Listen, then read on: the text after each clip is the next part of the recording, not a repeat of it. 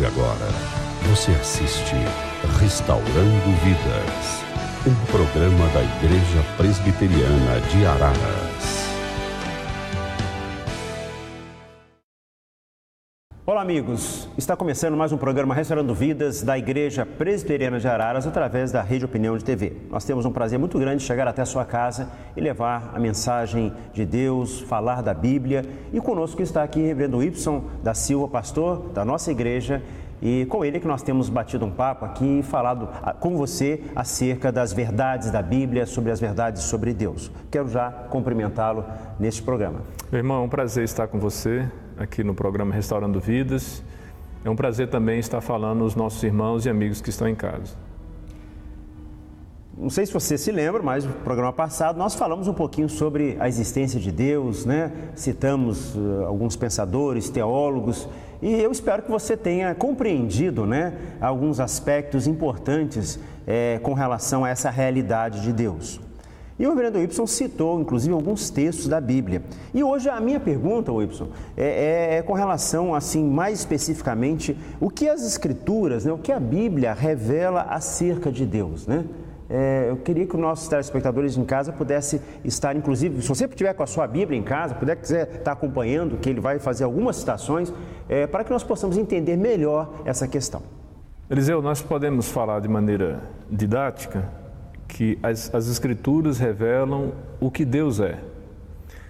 Quantas pessoas há na divindade, os seus decretos e como Ele os executa. Nós temos como referência bíblica o texto de Mateus capítulo 3, verso 16 ao verso 17. É uma história bastante conhecida, bastante vinculada em alguns períodos, principalmente nas festas religiosas. Aquela imagem de Jesus sendo batizado no Jordão. Naquele momento, o Espírito Santo desce sobre Jesus como pomba e há uma voz do céu que diz: "Este é o meu Filho amado, de quem me agrado". Então, nesse evento da vida de Jesus, você já encontra de maneira distinta as três pessoas da divindade em um só ato, em um só momento.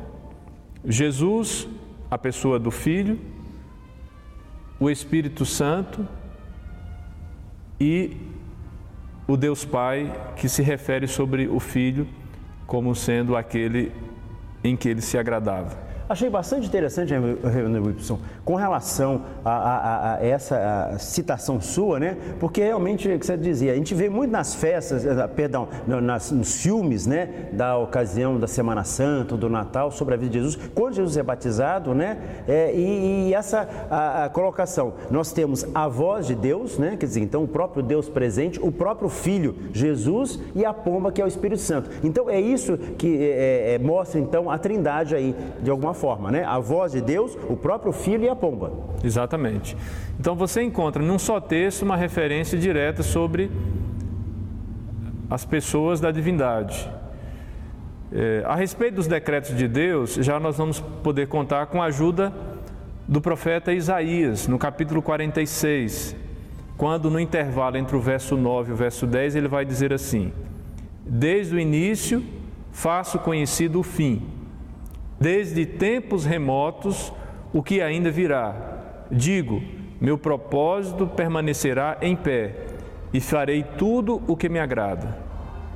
Ainda em uma outra passagem, agora em Atos capítulo 4, versículo 27, versículo 28, quando a igreja primitiva estava orando, colocando diante de Deus as ações de perseguição que eles estavam sofrendo naquele contexto, há uma referência no texto dizendo assim: "Fizeram o que teu poder e a tua vontade haviam decidido de antemão que acontecesse."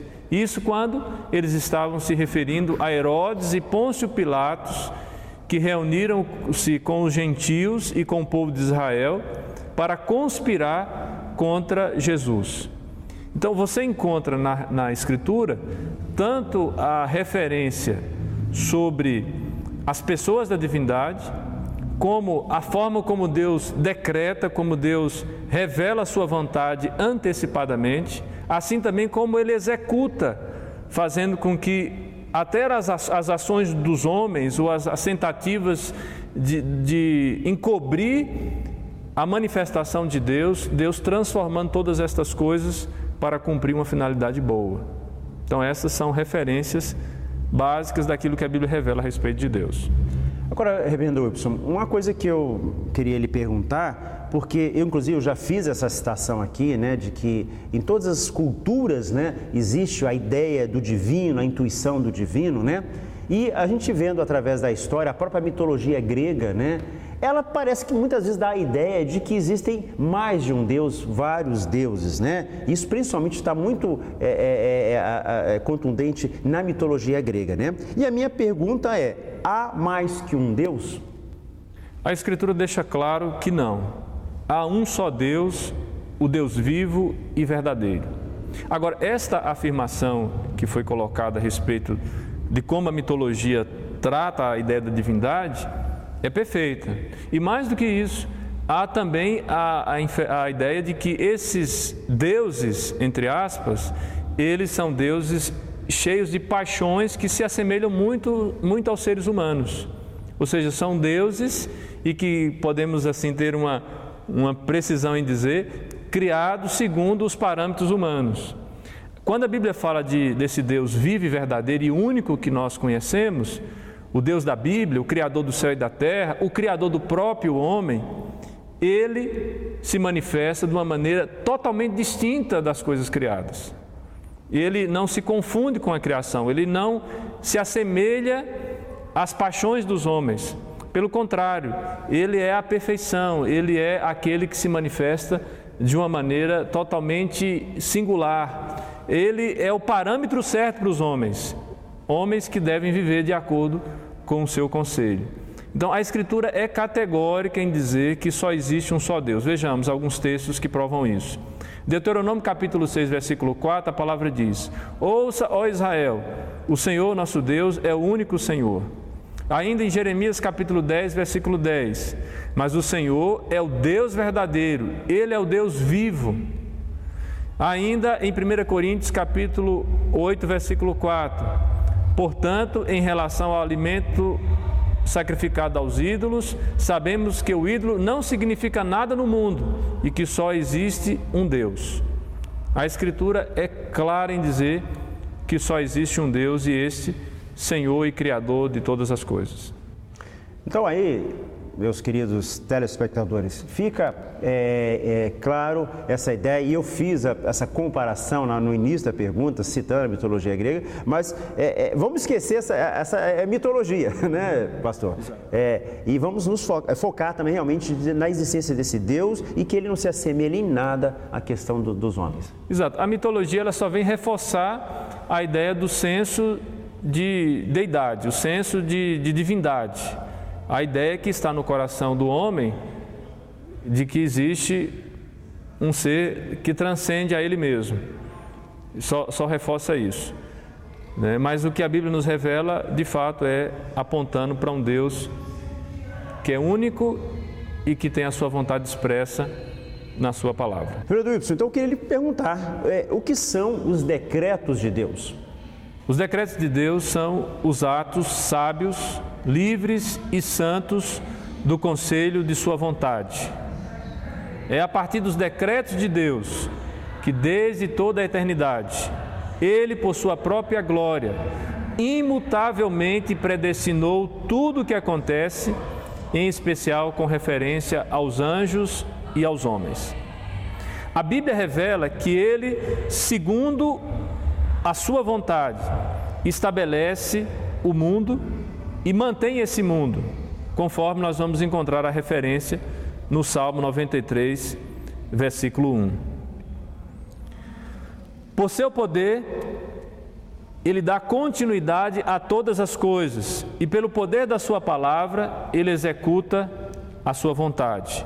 Nós temos alguns textos bíblicos que vão dar base, que vão comprovar esta realidade. O Salmo que citei, 93, versículo 1 mesmo, diz: o Senhor reina, vestiu-se de majestade vestiu-se o Senhor e armou-se de poder. O mundo está firme e não se abala. O outro texto, um texto no Salmo 148, verso 18 e 19, diz assim: Ele envia a sua palavra e o gelo derrete. Envia o seu sopro e as águas tornam a correr. Ele revela a sua palavra a Jacó, os seus decretos e ordenanças a Israel. O que nós observamos nesses textos é que nós encontramos tanto um Deus que decreta, que fala, que revela a sua vontade aos homens e revela a sua vontade também aos anjos. Um Deus que cria todas as coisas, mas que também mantém, que sustenta todas as coisas. Um Deus que faz com que a sua vontade seja cumprida na terra, e isso através da sua palavra. Ele diz e passa a existir. A própria criação, ela é colocada nesse cenário. Você encontra uma referência em Gênesis capítulo 1, que a terra era sem forma e vazia, e o Espírito de Deus pairava por sobre as águas, e de repente o texto diz que, e disse Deus, e quando Deus diz, as coisas vão acontecendo e vão se formando. Aí Deus cria o homem, o mundo, através da sua palavra, através do seu poder, da manifestação desse poder através da sua palavra. E assim nós vamos chegando a mais o fim de um programa Restaurando Vidas, e do que nós quisemos levar neste programa para você, esse conhecimento sobre Deus através das Escrituras, né? A pergunta que fica, se há mais um Deus, Reverendo Y nos respondeu com muita propriedade, e os decretos de Deus, como ele há pouco citou. E nós queremos que você possa ter realmente entendido, ou pelo menos quase entendido tudo, e que isso possa para o seu crescimento espiritual. Nós vamos terminando aqui, agradecendo ao Reverendo Y e as suas últimas palavras. Eu queria deixar 2 versículos como minhas palavras finais. Um que está em Efésios capítulo 1, versículo 11, onde a palavra do Senhor nos diz: Nele fomos também escolhidos, tendo sido predestinados conforme o plano daquele que faz todas as coisas, segundo o propósito da sua vontade. E um outro versículo, em Romanos capítulo 11, versículo 33, onde o texto nos diz: Ó profundidade da riqueza e da sabedoria do conhecimento de Deus! Quão insondáveis são os seus juízos e inescrutáveis os seus caminhos! Que a verdade contida nesses textos, a verdade revelada de Deus, possa trazer alento ao seu coração, na certeza de que todas as coisas acontecem segundo o propósito da sua vontade, e que essa vontade, nós já sabemos, ela é sempre boa. E que, além disso, você perceba que, por mais que você se esforce, você ainda só vai conseguir entender e conhecer os decretos que esse Deus revelou. Existem coisas, existem realidades que são da exclusiva ciência de Deus. Por isso que o texto vai afirmar: ó profundidade da riqueza e da sabedoria de Deus, quão inescrutáveis são os seus caminhos. Que Deus abençoe a sua vida e lhe dê um coração não só ciente da existência de Deus, mas que você também se aproxime desse Deus com o coração de quem suplica e de quem precisa da sua ajuda e do cumprimento da vontade dele na sua vida. Deus te abençoe. Restaurando Vidas, um programa da Igreja Presbiteriana de Araras.